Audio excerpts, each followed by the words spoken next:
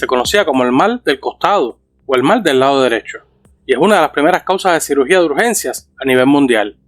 Me refiero a la apendicitis aguda. Esto es Medical Trainer, y yo soy el Dr. Javier Oliva, especialista en cirugía general, y en este video de hoy aprenderemos cómo diagnosticar una apendicitis y qué conducta debemos tomar en estos pacientes. Empecemos. La apendicitis aguda es el cuadro de abdomen agudo que con más frecuencia se consulta en urgencias, y es frecuente en pacientes jóvenes y puede presentar cuadros clínicos variados, lo que muchas veces puede confundir al médico actuante y lo puede llevar a tomar una conducta inadecuada.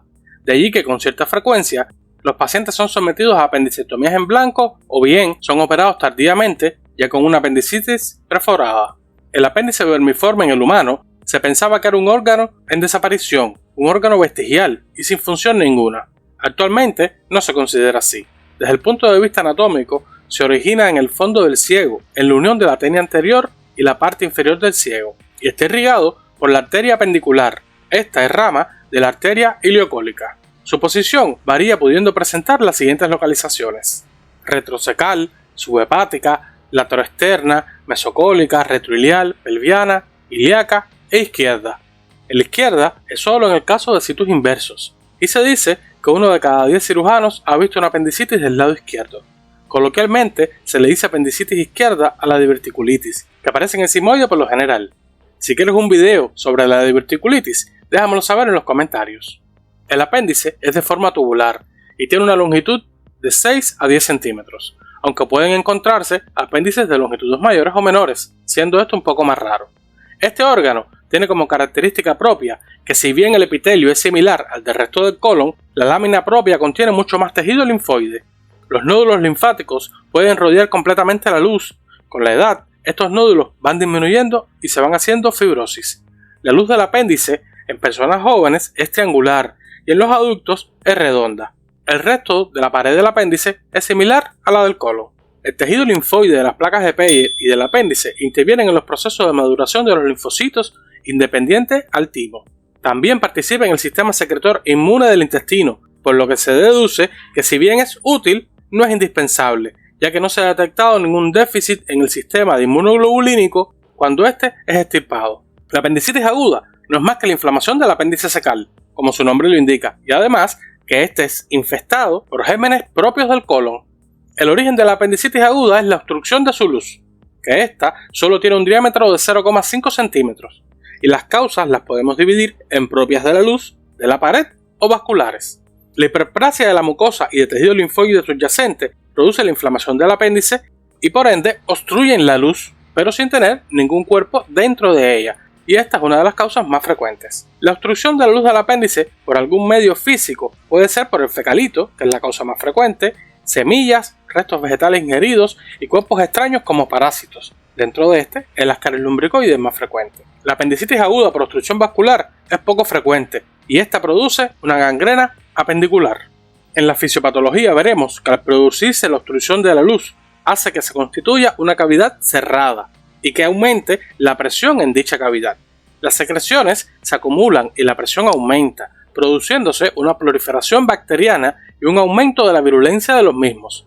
Esto colapsa la circulación venosa y capilar, pero no la arteriolar, produciendo entonces un edema y congestión en este tejido.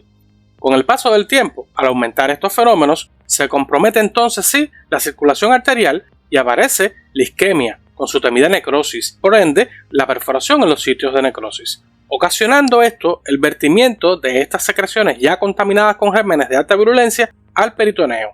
La peritonitis inicialmente es localizada por el exudado secundario a la inflamación, pudiendo esta llegar a ser generalizada tras la perforación y el vertimiento de este contenido del peritoneo.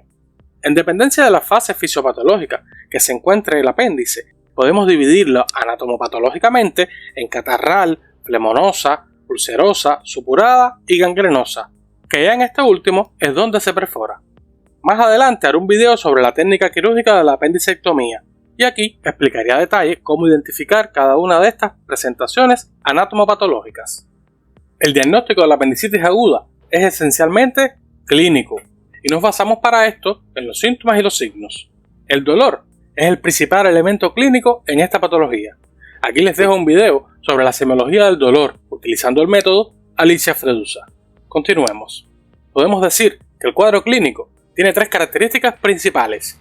Primero, los síntomas digestivos. Después, el carácter séptico que va adoptando poco a poco el paciente. Y por último, la peritonitis localizada, generalmente en la fosa ilíaca derecha.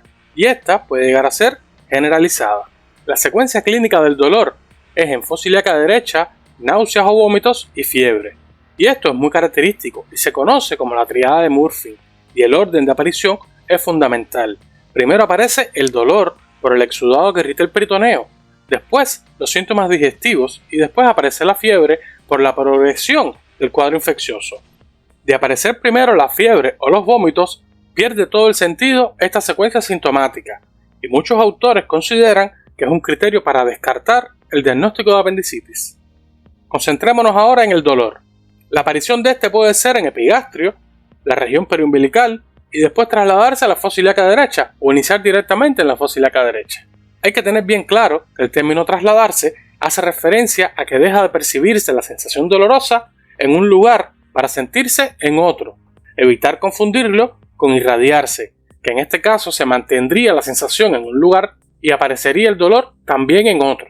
Recordemos que el apéndice tiene múltiples localizaciones y cada una de estas presenta pequeñas variaciones clínicas con respecto al dolor. Cuando el apéndice está en su localización normal, el dolor presenta su máxima intensidad en dos puntos, el de Matt-Burner y el punto de Lance. Cuando tiene otras localizaciones, este dolor variará y será más manifiesto en la región del flanco derecho o región lumbar cuando el apéndice esté en posición retrocecal, hacia el cuadrante superior derecho cuando ésta sea subhepática o en la pelvis cuando tenga una localización pelviana. Además, se acompañará de síntomas propios de órganos situados en estas regiones producto de la irritación. Este dolor se origina debido a la inflamación del apéndice y el contacto de ésta con la pared abdominal y envía por los ramos sensitivos impulsos nerviosos dolorosos que llegan a las astas posteriores de la médula. Inicialmente, no aparece la reacción peritoneal, la cual, con el paso del tiempo, se hace cada vez más marcada, pudiendo llegar a ser generalizada en casos de perforación, indicando una mayor gravedad del cuadro. Se describe que inmediatamente posterior a la perforación del apéndice puede existir un alivio del dolor, conocido esto como la calma traidora de Delafoy, ya que al desaparecer de forma brusca el aumento de la presión de la luz del apéndice disminuye el dolor, pero vierte este contenido a la cavidad abdominal, lo que hace que el dolor aumente posteriormente. Aquí te dejo un video sobre las generalidades del abdomen agudo. Continuemos. Dentro de los síntomas digestivos encontramos los vómitos, que son de origen reflejo. Son discretos y suelen ser alimenticios o biliosos. A veces, el vómito es sustituido por síntomas equivalentes, como son la náusea y la anorexia.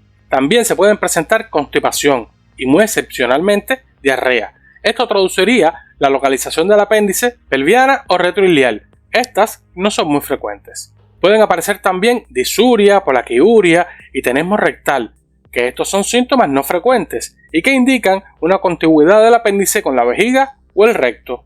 Y haciendo referencia a las manifestaciones infecciosas, tenemos inicialmente la fiebre. Después tendremos la taquicardia y modificaciones de los elementos formes de la sangre, los cuales veremos en el apartado de los complementarios. Ahora adentrémonos en el examen físico. Solo haré referencia a los hallazgos que encontremos. Aquí les dejo un video sobre el examen físico de abdomen por si te surge alguna duda. En la inspección encontraremos que el enfermo está intranquilo, inquieto, en decúbito lateral y encorvado.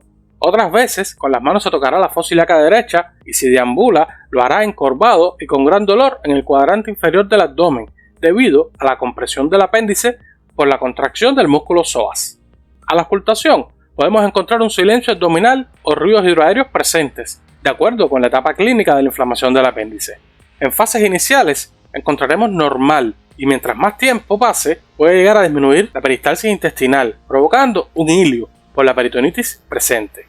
La palpación es fundamental para el diagnóstico de la apendicitis aguda, ya que permite demostrar la reacción del peritoneo debido a esto a la inflamación del apéndice.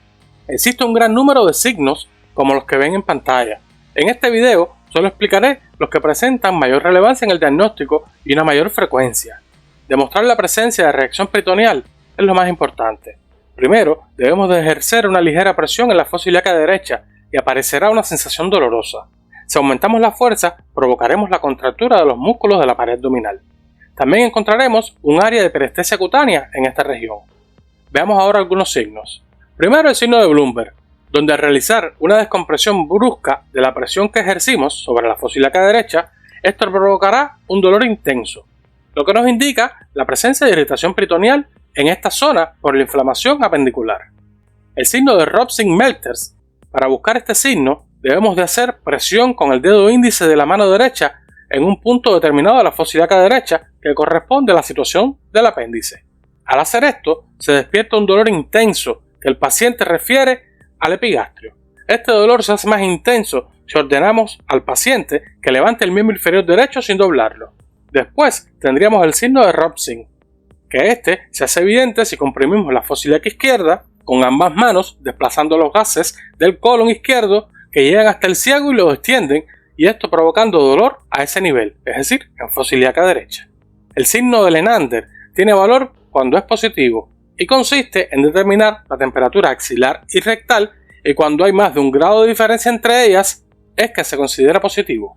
En los casos de apéndice externo ascendente o retrocecal se puede despertar el dolor a palpar el flanco derecho o la región lumbar derecha. También, en caso de plastrón apendicular, se palpará la tumoración inflamatoria dolorosa en la fosa ilíaca derecha. Si quieres un video donde explique más signos de la apendicitis, déjamelo saber en los comentarios. Pasemos ahora a la percusión, donde encontraremos al percutir en esta región cierto grado de aumento de la sonoridad debido a la distensión del ciego por el hilio paralítico secundario a la peritonitis. Si existe un plastrón apendicular, se encontrará una matidez sobre la tumoración palpable. En medicina existe la frase de que el que no mete el dedo, mete la pata, y mucho más en los casos de abdomen agudo. Veamos primero el tacto rectal, en el que podemos comprobar si el saco de Douglas es doloroso o está ocupado, lo que es muy importante en el diagnóstico. También, si no fuera doloroso, sería de valor, pues indicaría que la localización del apéndice es alta o retrocecal. En el tacto vaginal debemos comprobar ciertos signos que nos inclinen hacia un diagnóstico de afectaciones ginecológicas, como sería la movilización dolorosa del cuello uterino, que no es un signo de la apendicitis. Déjame saber en los comentarios si conoces el nombre de los signos que aparecen cuando es dolorosa la movilización del cuello uterino. Ya en el examen físico general tenemos que tener en cuenta el estado general del paciente, que va desde normal o prácticamente asintomático hasta pacientes con un estado general muy deteriorado, aunque este último es menos frecuente y se observa cuando aparecen las complicaciones. En estos pacientes el pulso es de gran importancia y lo encontraremos ligeramente taquicárdico, y a medida que el proceso inflamatorio avanza se hará más acelerado y puede hacerse filiforme cuando aparece la perforación. La fiebre en su comienzo es moderada, alrededor de 37 a 38,5 grados centígrados. Tanto es así que si la sintomatología inicia con fiebre de 39 a 40 grados, algunos autores plantean que no es apendicitis. Si se acompaña de escalofríos, pudiera señalar que ha habido la perforación. Se recomienda que en el quirófano, con el paciente anestesiado, se realice una palpación bajo anestesia del abdomen antes del acto quirúrgico para descartar la posibilidad de un plastrón, ya que en muchos pacientes, por la contractura abdominal, no se logra palpar la masa del plastrón, y en los casos de presentar un plastrón apendicular no se recomienda la cirugía de urgencias. La apendicitis aguda tiene 3 formas clínicas de presentación que presentan retos particulares en el niño, el anciano y la embarazada. Es menos frecuente en las edades extremas de la vida, pero en el anciano evoluciona en forma solapada. No tiene la forma clínica definida de las personas jóvenes, ya que hay fibrosis de los tejidos linfoides y se debilita la irrigación del apéndice. Esto tiende a perforarse más precozmente y hay que diferenciarlo de otros padecimientos propios del anciano, muchas veces presentándose con un cuadro clínico de una oclusión intestinal. La apendicitis aguda en la infancia es menos frecuente porque presentan una luz apendicular muy grande, lo que dificulta la obstrucción de la misma. Después de los 3 años de edad, es la causa más frecuente de abdomen agudo en el niño. Es un proceso más rápido que en el adulto y evoluciona con mayor frecuencia hacia la peritonitis difusa. La perforación también es más frecuente, ya que tiene el epiplón menos desarrollado y secundariamente evoluciona más rápido a la septicemia. Su diagnóstico positivo es difícil por ser menos precisa la cronología de los síntomas y confundirse a menudo con otras afecciones infantiles. En el lactante, la formulación del diagnóstico es más complicada, porque los síntomas son menos evidentes y al hacerlo no se piensa en esta enfermedad. Ante todo lactante con un cuadro complejo con irritación peritoneal evidente debe sospecharse de esta afección y, ante la duda, operar. En la embarazada es poco frecuente y se presenta por lo general en el primer semestre del embarazo, debido al desplazamiento del ciego por el útero, lo que hace que la localización del apéndice cambie en dependencia de la edad gestacional, pero se perfora fácilmente y esta peritonitis, al no poder ser controlada por el epiplón, tiende a difundirse más rápidamente en el abdomen y cuando aparecen en los últimos 3 meses del embarazo, tienden a evolucionar de una forma mucho más grave. Hay otras formas de evolucionar de la apendicitis aguda, en la cual la aparición de los síntomas puede ser lenta o discreta y el organismo aísla el proceso con las asas, el epiplón y la pared abdominal, formando esto una tumoración apelotonada, inflamatoria, dolorosa, localizada en la fosa ilíaca derecha, conocida con el nombre de plastrón apendicular. Este a veces se complica y forma un absceso apendicular. Recordemos que los pacientes diabéticos queman etapas y evolucionan más rápidamente. Y en los obesos es más difícil obtener las manifestaciones típicas de irritación peritoneal. Por eso, en estos casos, es necesario que nos apoyemos en los complementarios. En los exámenes diagnósticos solo haré referencia a los complementarios necesarios para el diagnóstico.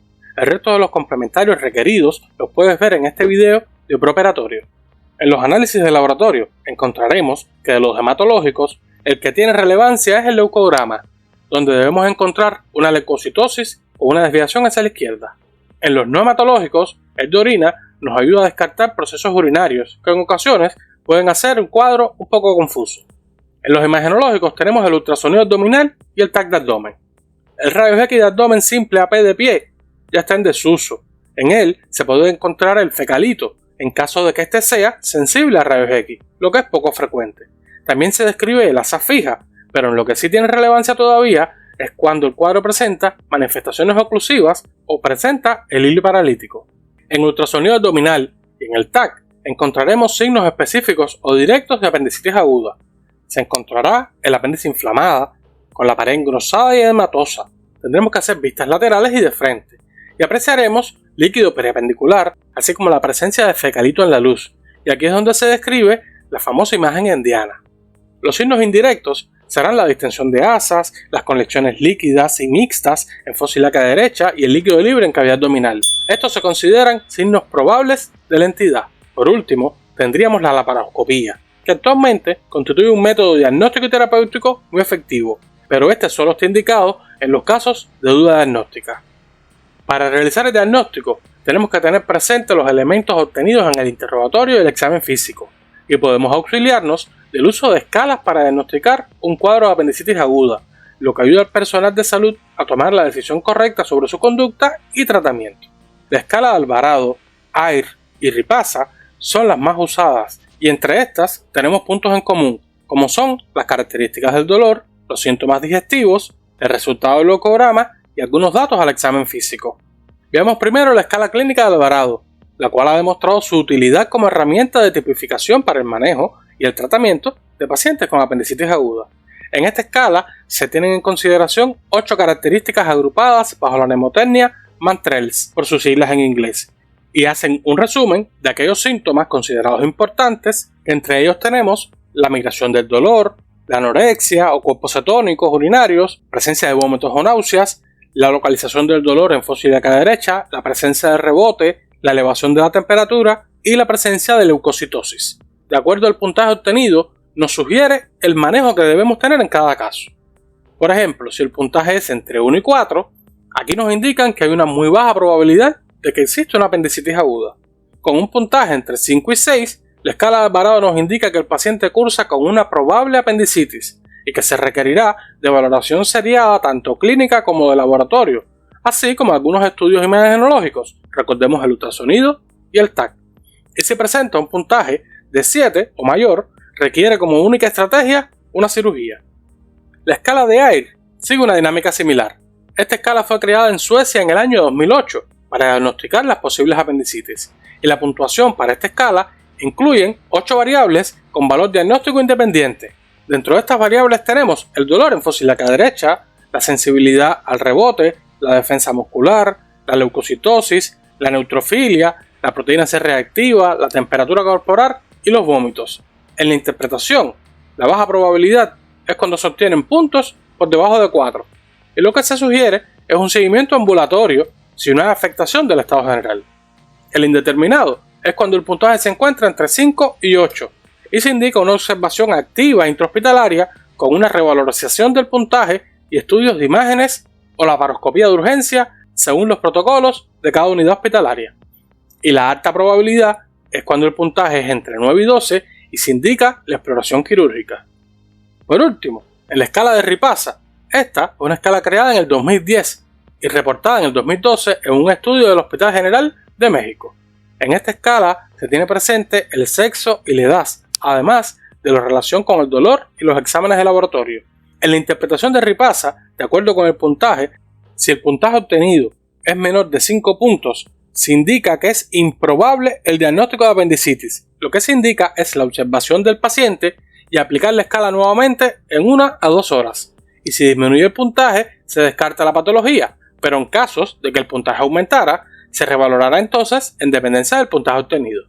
Si se encuentra el puntaje entre 5 y 7, esto nos indica una baja probabilidad, y lo que indica la escala es mantener la observación en urgencias y repetir esta escala en 2 horas aproximadamente, e indicar un ultrasonido abdominal. En estos casos, el paciente debe permanecer en observaciones hospitalarias.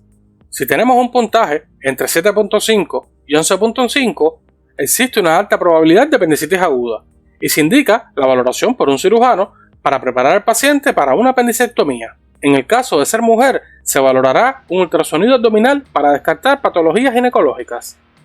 Y por último, si obtenemos un puntaje mayor de 12 puntos, se hace el diagnóstico de apendicitis y se indica el acto quirúrgico. El tratamiento de la apendicitis agudas es siempre quirúrgico, salvo en los plastrones, y se debe realizar lo más precozmente posible para minimizar las complicaciones. El tratamiento preoperatorio consiste en la preparación de la piel, la colocación de sonda nastrogástrica y sonda vesical, las cuales muchas veces se recomienda pasarse bajo anestesia, la canalización de vías periféricas para hidratar y reponer los electrolitos según las necesidades de cada paciente, la administración de analgésicos, sedantes y antibióticos siempre posterior al diagnóstico. En el caso de los antibióticos de uso más frecuente tenemos la cefalosporina y se asocian por lo general al metronidazol. Esto debido a los microorganismos propios del tubo digestivo. Muchos estudios refieren que las apendicitis catarrales no requieren más antibióticos que el profiláctico, y en los casos de perforaciones por peritonitis generalizadas y excesos se indican hasta triple terapia.